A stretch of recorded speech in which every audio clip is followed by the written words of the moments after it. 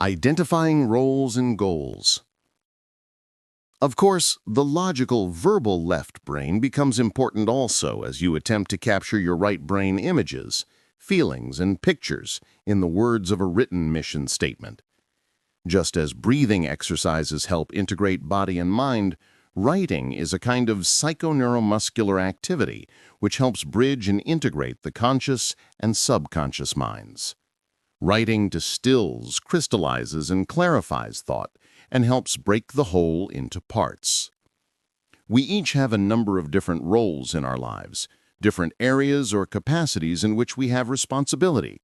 I may, for example, have a role as an individual, a husband, a father, a teacher, a church member, and a businessman. And each of these roles is important. One of the major problems that arises when people work to become more effective in life is that they don't think broadly enough. They lose the sense of proportion, the balance, the natural ecology necessary to effective living. They may get consumed by work and neglect personal health. In the name of professional success, they may neglect the most precious relationships in their lives. You may find that your mission statement will be much more balanced, much easier to work with if you break it down into the specific role areas of your life and the goals you want to accomplish in each area. Look at your professional role. You might be a salesperson or a manager or a product developer. What are you about in that area? What are the values that should guide you? Think of your personal roles: husband, wife, father, mother, neighbor, friend. What are you about in those roles? What's important to you? Think of community roles, the political area, public service, volunteer organizations. One executive has used the idea of roles and goals to create the following mission statement. My mission is to live with integrity and to make a difference in the lives of others. To fulfill this mission, I have charity. I seek out and love the one, each one, regardless of his situation. I sacrifice. I devote my time, talents, and resources to my mission. I inspire. I teach by example that we are all children of a loving Heavenly Father and that every Goliath can be overcome. I am impactful. What I do makes a difference in the lives of others. These roles take priority in achieving my mission. Husband. My partner is the most important person in my life. Together we contribute the fruits of harmony, industry, charity, and thrift. Father. I help my children experience progressively greater joy in their lives. Son, brother. I am frequently there for support and love. Christian. God can count on me to keep my covenants and to serve His other children. Neighbor. The love of Christ is visible through my actions toward others. Change agent. I am a catalyst for developing high performance in large organizations. Scholar. I learn important new things every day. Writing your mission in terms of the important roles in your life gives you balance and harmony. It keeps each role clearly before you. You can review your roles frequently to make sure that you don't get totally absorbed by one role to the exclusion of others that are equally or even more important in your life. After you identify your various roles, then you can think about the long-term goals or plans you make that support the principles described in your mission statement. These goals should represent areas you want to focus on in the near future. Typically, long-term goals take longer than a week to complete, but are more specific than the lifetime goals of your mission statement. Long-term goals you want to accomplish in each of those roles.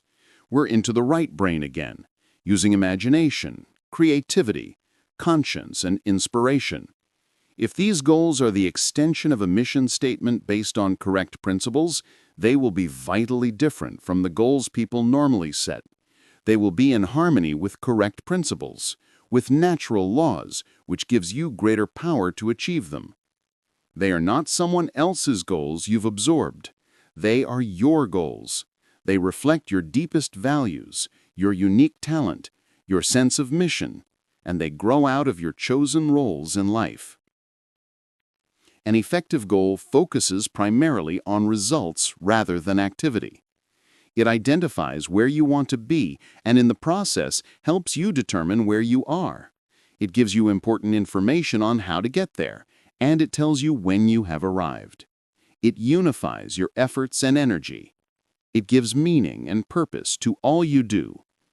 And it can finally translate itself into daily activities so that you are proactive. You are in charge of your life. You are making happen each day the things that will enable you to fulfill your personal mission statement. Roles and goals give structure and organized direction to your personal mission statement. If you don't yet have a personal mission statement, it's a good place to begin. Just identifying the various areas of your life and the 2 or 3 important results you feel you should accomplish in each area to move ahead gives you an overall perspective of your life and a sense of direction. As we move into Habit 3, we'll go into greater depth in the area of short-term goals.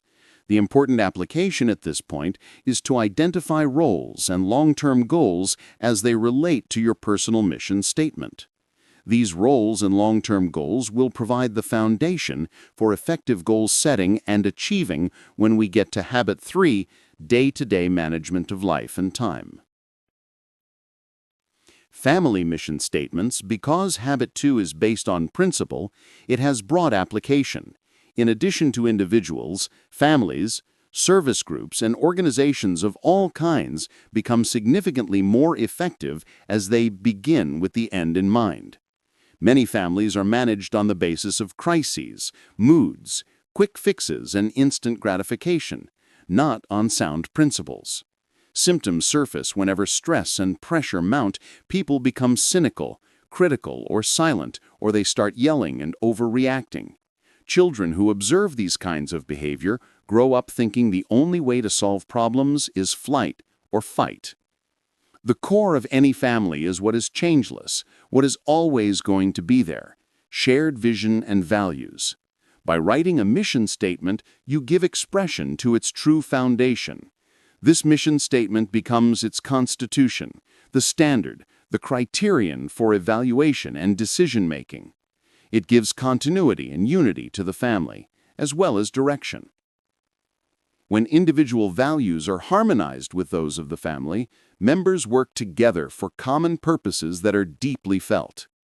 Again, the process is as important as the product. The very process of writing and refining a mission statement becomes a key way to improve the family.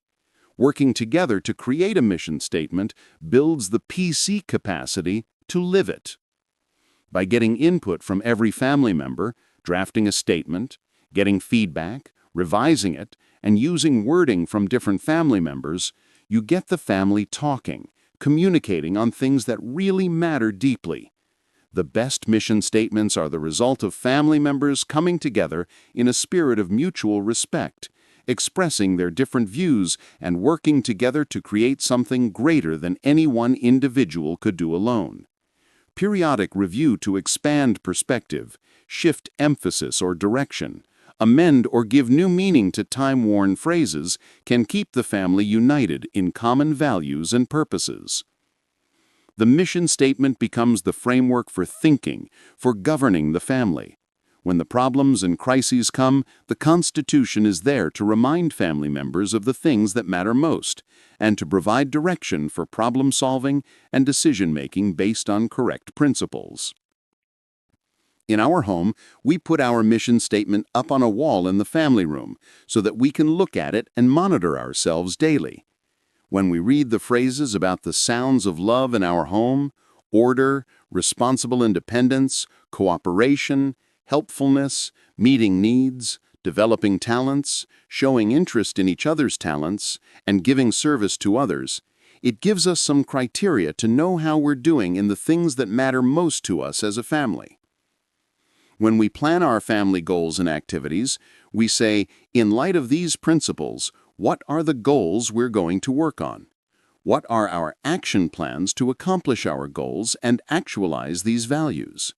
We review the statement frequently and rework goals and jobs twice a year, in September and June, the beginning of school and the end of school.